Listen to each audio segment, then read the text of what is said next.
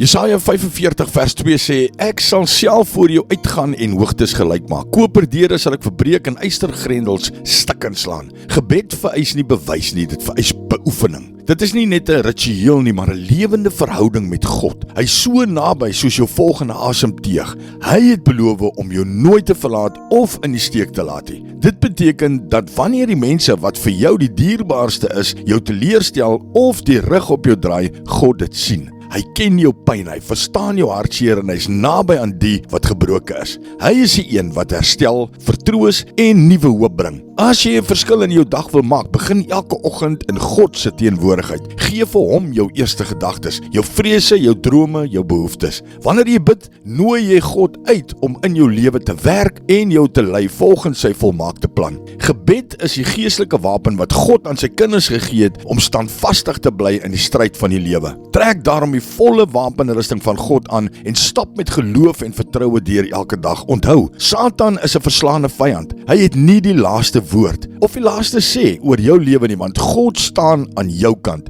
Die een wat die stormagtige see met 3 eenvoudige woorde stilgemaak het. Vrede, wees stil, is steeds dieselfde God wat vandag oor jou omstandighede heers. Wanneer dit voel asof daar meer struikelblokke as gewoonlik op jou pad is, kyk op na God. Hy beloof om jou te lei en jou paaie reguit te maak wanneer jy hom vertrou. As jy hom toelaat om die stuurwiel van jou lewe oor te neem, sal hy jou lei op die pad wat hy vir jou voorberei het.